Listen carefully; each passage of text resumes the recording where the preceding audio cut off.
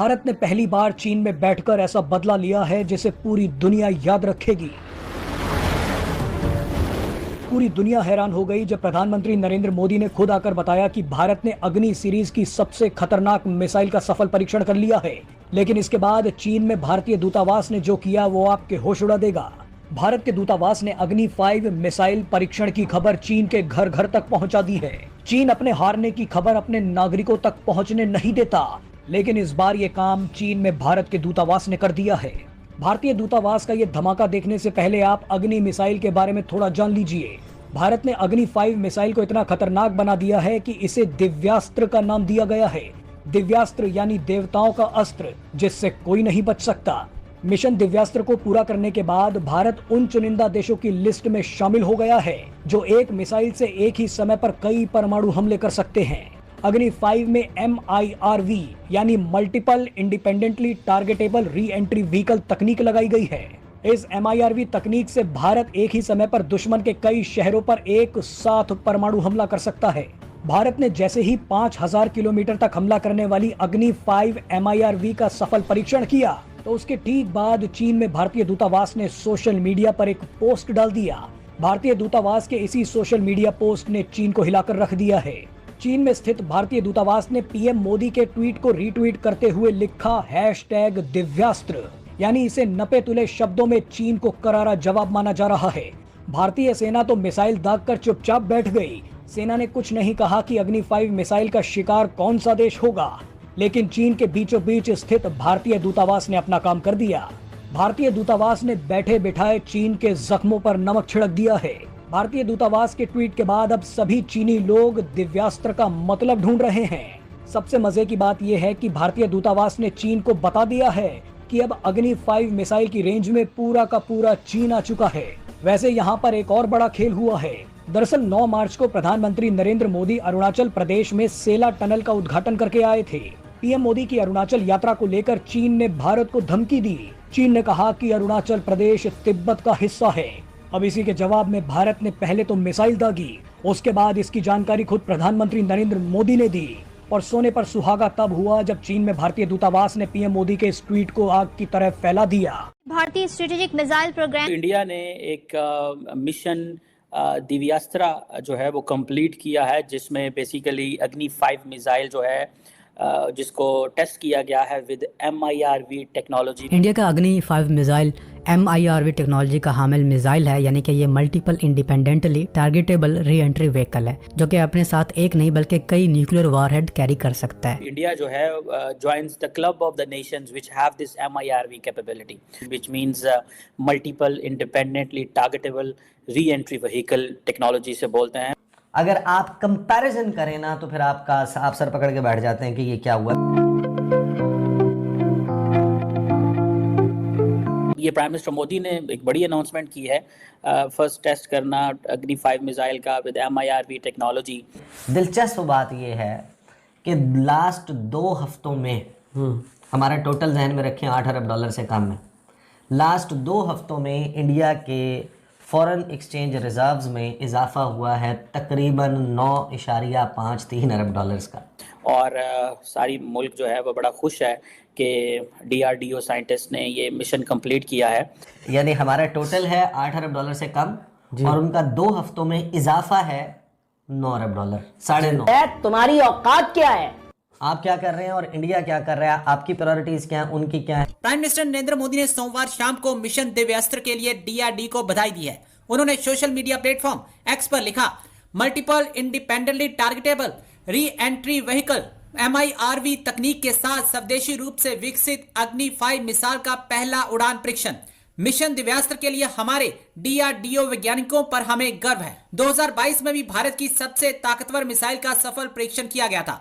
तब इसने टारगेट को 5500 किलोमीटर दूर जाकर ध्वस्त कर दिया था। इस मिसाइल को DRDO और भारत डायनामिक्स लिमिटेड ने संयुक्त रूप से मिलकर बनाया है। मुद्दा यह नहीं है कि इसकी रेंज कितनी है। चीन और कई देशों को यह डर है कि इस मिसाइल की जद में उनका पूरा का पूरा क्षेत्रफल आ रहा है।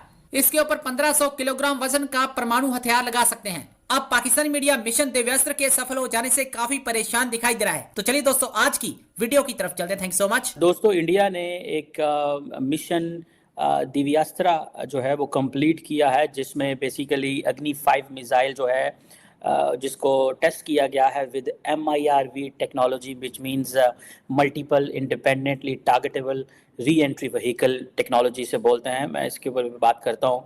और ये अब इंडिया जो है joins the club of the nations which have this MIRV capability. So ये बेसिकली सारे का सारा जो है ये जो सिस्टम है, एक तो इंडिजिनस एवियोनिक्स पे है, कहते हैं हाई एक्यूरेसी सेंसर्स हैं एंड ऑल दैट। और मज़े की बात है, ये जो प्रोजेक्ट डायरेक्टर हैं फॉर मिशन दिव्यास्त्रा वो एक खातून है।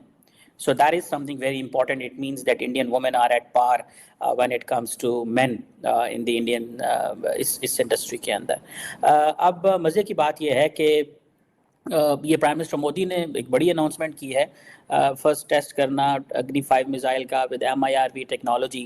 और जैसे मैंने बताया कि multiple independently targetable re entry vehicle है। और सारी मुल्क जो है वो बड़ा खुश है कि DRDO साइंटिस्ट ने ये मिशन कंप्लीट किया है। और प्राइम मिनिस्टर मोदी ने इसकी ट्वीट भी की है। और ये जो कहा जाता है कि जो मिसाइल है ये मल्टीपल वॉर हेड्स लेके जा सकता है डिफरेंट लोकेशंस में। और जैसे मैंने बताया कि इसकी जो प्रोजेक्ट डायरेक्टर थी वो एक खातून थी। और इंडिया अब वो सेलेक्ट ग्रुप्स में चला गया है जिनके पास ये कैपेबिलिटी मौजूद है। और इंडिया ने पिछले कुछ सालों में एक सीरीज़ ऑफ टेस्ट किए थे अग्नि 5 की। अक्टूबर 2021 में जो मिनिस्ट्री ऑफ डिफेंस है उसने अनाउंसमेंट की थी कि उन्होंने surface to surface ballistic missile जो है वो लॉन्च किया था। और जो कि APJ अब्दुल कलाम आइलैंड जो ओडिशा में वहाँ से उन्होंने किया था।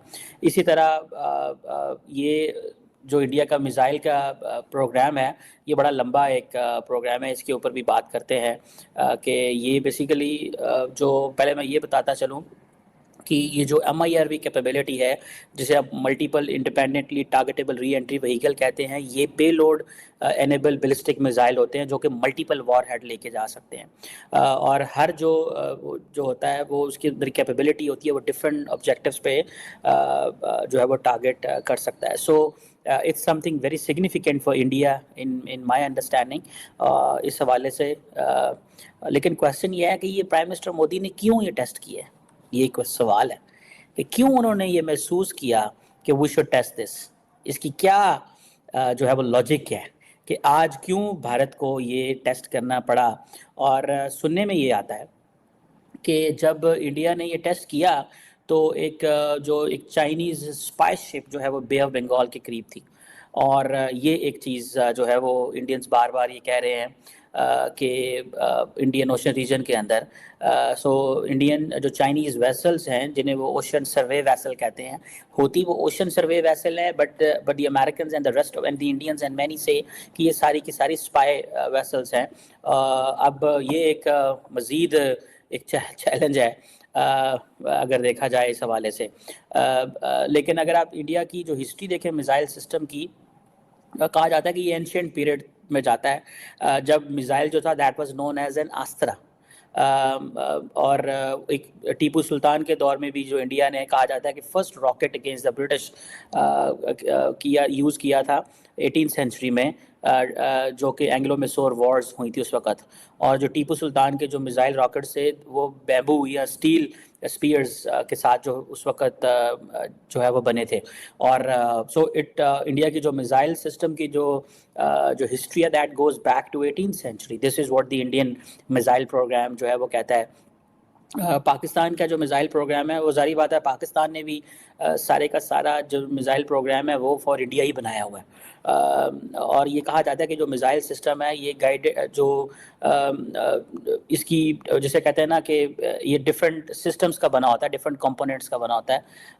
नॉर्मली 4 सिस्टम का कंपोनेंट्स का बना होता है जिसमें एक मिसाइल गाइडेंस होती है, एक फ्लाइट सिस्टम होता है, इंजन होता है, वॉरहेड होता है।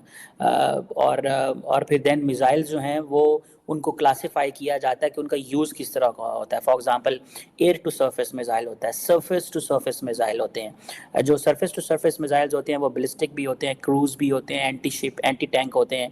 इस तरह सरफेस टू एयर मिसाइल्स भी होते हैं, and then air to air missiles भी होते हैं, then anti satellite weaponry missiles भी होते हैं जो